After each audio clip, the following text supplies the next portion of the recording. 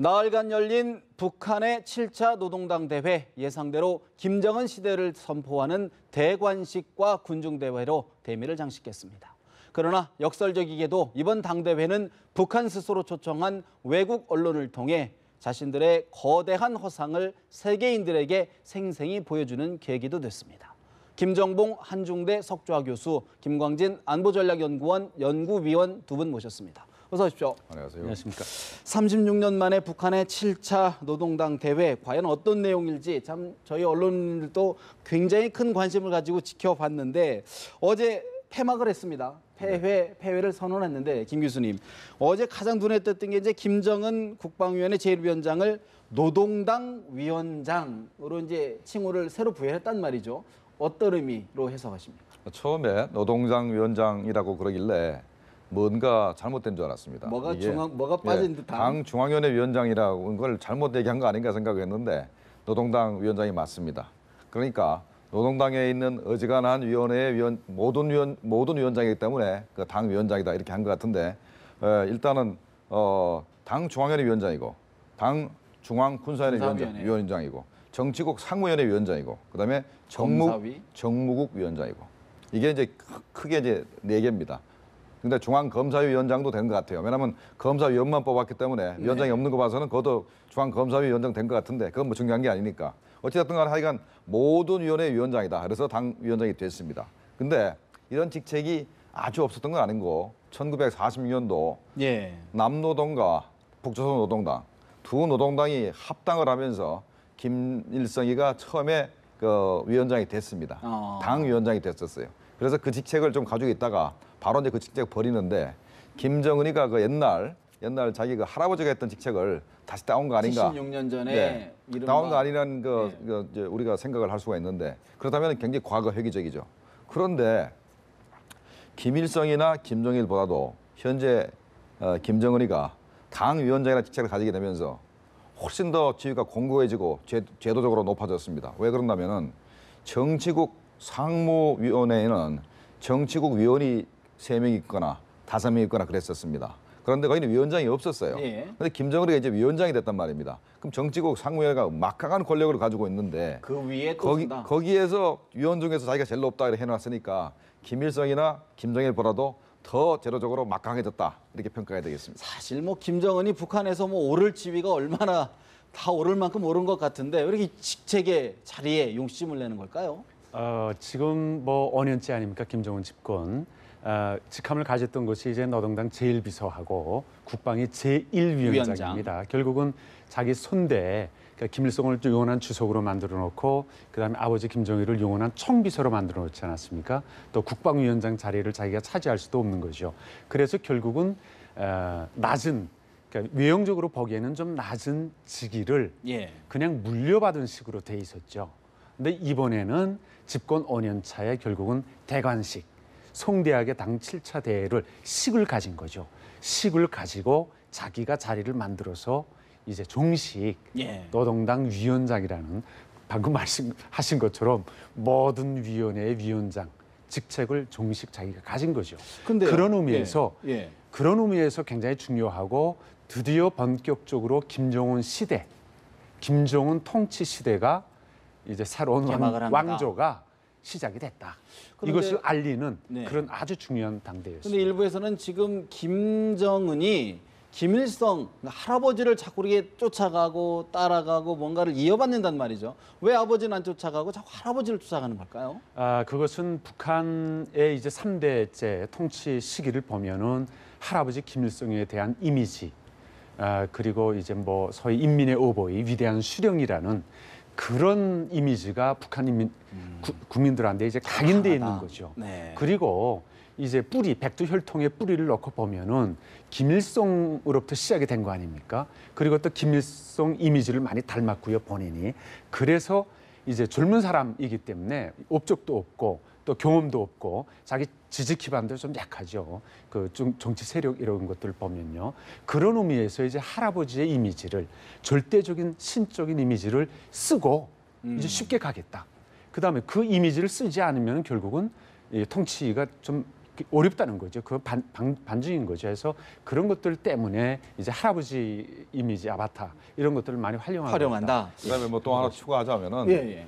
그 김일성 시대가 먹고 살만 했습니다. 아, 근데 김정일 시대는 많이 굶어 죽었잖아요. 고난의 행군 시대. 네, 그래서 김일성 시대를 자꾸 회상하게 만들고 그 시대로 돌아가겠다. 당신들한테 이게 풍요로운 세상을 내가 배부르고 등 따신 만들어주겠다. 이런 의미에서 나름대로 이제 희망 섞인 기대를 할 수 있게 예. 만들어주기 위해서 그러는 것 같습니다. 김 교수님. 근데 이번에 사실 또 여러 가지 이제 조치를 보니까 정치국 상무위원회에 박봉주 내각 총리, 최룡해 당 비서가 이제 추가로 들어갔단 말이죠. 핵심 권력층에 이제 2명이 더 추가가 됐는데 어떤 의미로 해석을 해야 될까요? 자, 일단 숫자 면에서 총 5명 아닙니까?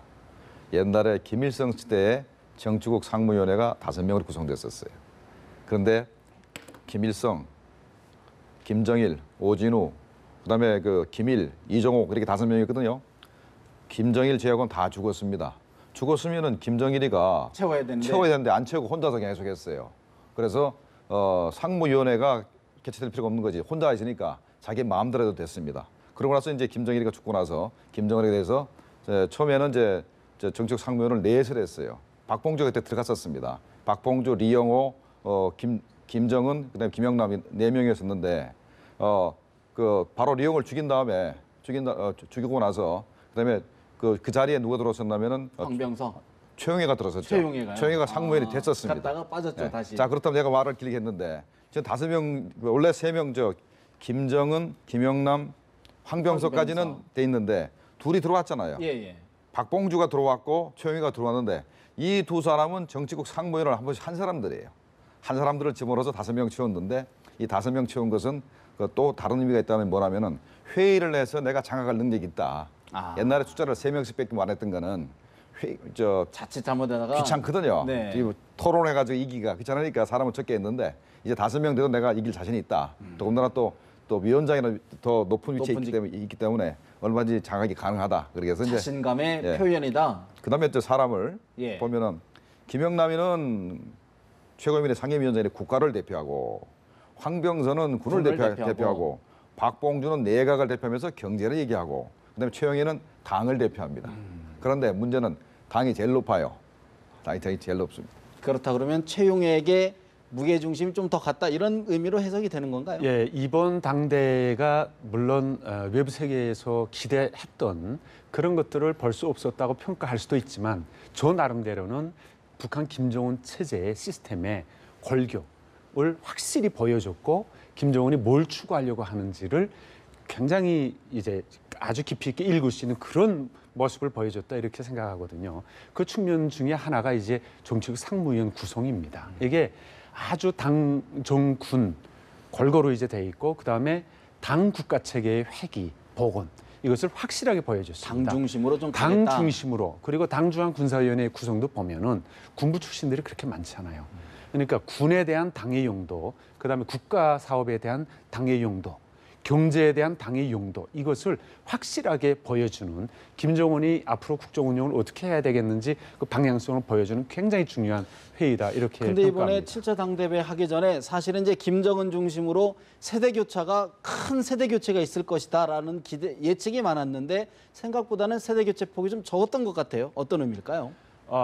세대 교체 폭이 물론 이제 과거에 있던 인물들이 다 보입니다. 그렇지만 이제 구체적으로 따지면은 퍼센티지나 새로운 인물들 따지면은 분명하게 변화가 있습니다. 이 정치국 상무위원도 물론 2명이 이제 과거에 했지만 이제 새로 임명이 되지 않았습니까? 어쨌든 그러니까 5명 중에서 2명이 이제 임명이 된 거죠. 예. 그다음에 정치국위원 후보위원도 퍼센티지를 따지면 분명히 변화가 있습니다. 아래로 내려갈수록 제 생각에는 40%에서 한 60% 정도는 변화가 있다. 물갈이가 이렇게 됐다. 예, 물갈이가 됐다. 당중앙위원회 위원, 후보위원까지 내려가면은 분명히 40에서 한 60% 정도 물갈이가 됐다. 충분히. 이렇게 평가할 수 있겠습니다. 어떻게 보십니까? 네, 맞습니다. 현재 그 고위 간부는 뭐 별 그 차이가 없는 것 같죠. 맨날 보던 사람들이니까. 네. 그러니까 정치국 위원 중에서 정치국 위원이 총 19명인데 7명이 새로 들어왔습니다. 새로 들어왔고 후보위원은 9명 중에 8명이 바뀌었습니다. 바로 제가 그 얘기입니다. 8명이 바뀌었다는 얘기는 다 바뀌었다는 얘기인데 한 명 빼고 김원홍이 빼고 다 바뀌었습니다. 그러니까 엄청나게 바뀐 것이고 우리가 이제 아직까지 시간이 없어서 다 분석을 못했지만은 당 중앙위원회 후보위원까지 우리가 분석한다면은 아마 절반 가까이 바뀌었다고 이렇게 평가를 하는 것이 맞을 겁니다. 핵심 세력이 상당 부분 교체가 많이 됐다. 교체가 이렇게 봐야 되는 거예요. 그다음에 이제 그러면 왜 그 최고 권력층에 있는 노인네들을 그냥 내버렸느냐? 뒀을까? 이게 문제인데 바로 김정일이한테 물려받은 바로 정권을 유지하는 좋은 방법입니다. 노인네들은 혁명성이 없습니다. 투쟁을 하지 않아요. 그리고 그대로 그냥 살다가 좋은 게 좋은 거니까 그냥 살다 갈라 그러기 때문에 보수적이란 얘기죠. 굉장히 보수적입니다. 그래서 노인네들한테는 높은 직책을 주고 실제로 일을 하는 데는 김여정이나 리병철이나 그다음에 그 누굽니까?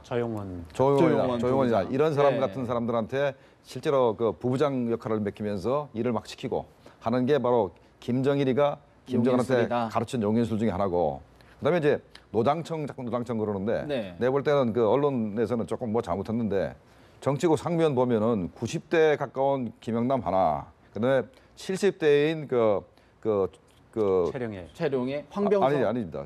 그 70대는 그 사람이죠. 박봉주인가요? 네, 박봉주하고 그 황병서도 이제 황병서 70대로 봐야 되고 네. 그다음에 60대는 그 최영이 하나밖에 없어요. 그걸 노당청이라 부를 수가 없죠. 다 네, 노인네입니다. 다 노인네다. 다 노인네이기 때문에 그렇게 평가하시면 곤란합니다. 사실 지금 이제 우리 김 교수님 같은 경우에 이제 국정원에 좀 근무를 오랫동안 하셨는데 네. 사실 이번 눈에 띄는 것 중에 하나가 지난 2월에 이제 군 정부 당국에서 리영길 전 총참모장이 뭐 숙청됐다, 뭐 처형됐다 이런 얘기를 했는데 버젓이 이름이 등장했단 말이죠. 모습도 보이고. 자. 어떻게 해석해야 될까요, 이거? 리영길이가 숙청된 그 얘기가 나오게 된 것은 처음에는 대북 소치통입니다. 대북 소치통 이거 아마 평양 내에서 돌고 있는 얘기를 우리 국내 뭐 탈북자나 이쪽을 통해서 전달이 된 것 같은데 그 숙청된 그 사례가 예. 평양 시내에 있는 아주 고급 주택 단지에 그 뭐 아파트 값이 한 뭐 20만 불, 30만 불 차는 아파트를 그 군인들이 많이 살더라. 그걸 뒤져보니까 리영길이가 거기서 살고 있고 아파트를 많이 팔아먹었더라. 그래서 착복을 해서 부정부패를 했다. 그래서 김정은이가 처형했다라고 얘기를 했는데 그 당시에 총참모장인 리영길이가 금년도 2월 달부터 안 나타나면서 리명수가 총참모장으로 바뀌었습니다. 그러니까 그 말 자체가 아주 그럴듯하게 들렸거든요. 그런데 얼마 되지 않아서 바로 리영길이가 그 얼굴을 TV 화면에 나타냈습니다. 그래서 숙청설은 아니고, 그러니까 처형설은 아니고 숙청은 맞죠. 왜냐하면 총참모장에서 총참장을 하다가 이제 물러났기 때문에. 근데 이번에 리영길이가 정치국 후보인이 됐습니다.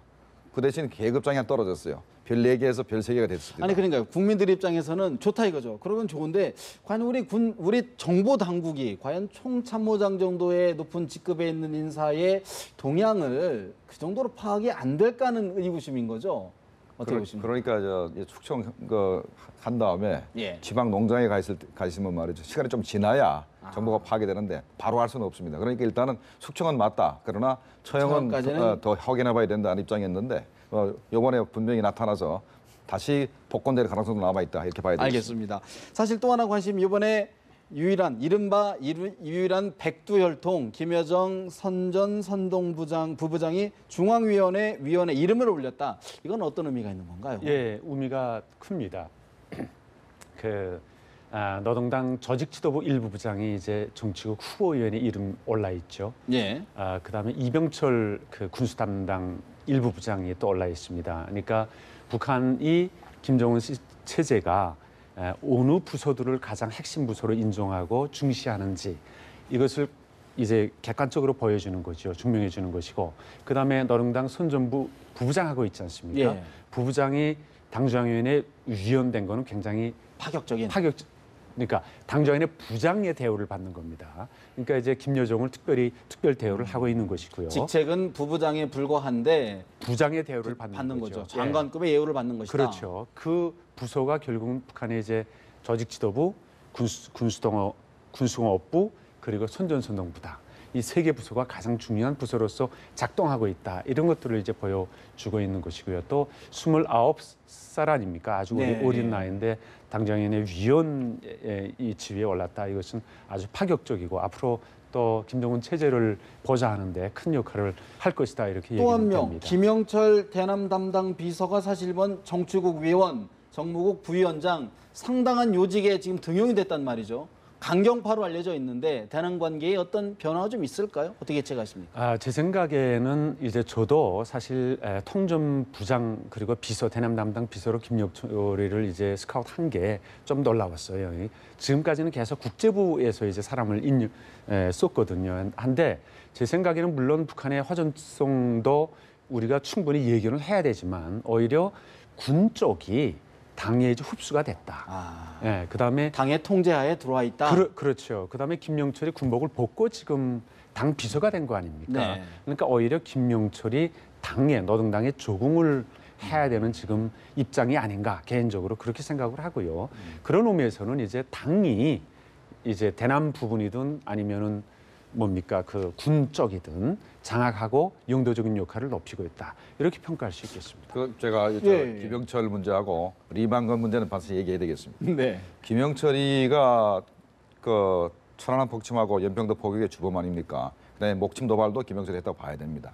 그래서 김영철이가 이렇게 승승장구하고 대남 담당 정무국 부위원장을 한다 그러면 이거는 처음부터 김정은이가 남북 대화를 할 의사가 없다는 얘기입니다. 그러니까 우리 정부에 대해서 우리 국내에 있는 뭐 정부를 비난하는 사람들이 왜 북한에 대해서 대화 제의를 하지 않느냐 이런 비난이 있는데 처음부터 김정은이가 대화할 생각이 없이 대화의 총책임자를 김영철을 갖다가 놨기 사과해야 때문에 될 네. 책임자를 앞에 내섰다는 것 자체가 그렇죠. 대화 의지가 없다. 오이사 조치를 해제하려 그러면 바로 책임자 처벌하고 김영철 같은 뭐 양반을 쳐내야 되는데 그렇죠. 재발 방지를 약속하고 그래야 되는데 바로 김영철이가 승승장구를 시킨다는 얘기는 김정은이가 그걸 남북 대화를 할 생각이 전혀 없다는 얘기고 그다음에 리만건도 마찬가지입니다. 당 군수공업부장이거든요. 공업부장. 지난번에 핵실험할 때도 리만건이가 보고서를 씁니다. 핵실험 할까요? 그러면 김정은이가 친필 지시를 해서 몇 월 며칠 날 시합을 해라고 네. 지시를 했거든요. 그러니까 이렇게 핵실험을 하는 사람을 더군다나 유엔 제재 대상이고 우리 정부도 이제 제재를 하고 있습니다. 리만건에 대해서 그런 사람을 갖다가 현재 당 정치국으로 이렇게 승진시켰다는 것은 뭐 유엔 제재를 무시하면서 계속해서 핵개발하겠다 이런 의지를 보인 겁니다. 알겠습니다. 사실 7차 노동당 대회 이후 5차 핵실험이 있는 것 아니냐 우리 남한 또 국제사회의 우려의 목소리가 높아지고 있는데 과연 북한이 어떻게 튈지 계속 주시해야 될 것 같습니다. 두 분 말씀 여기서 줄이겠습니다. 고맙습니다.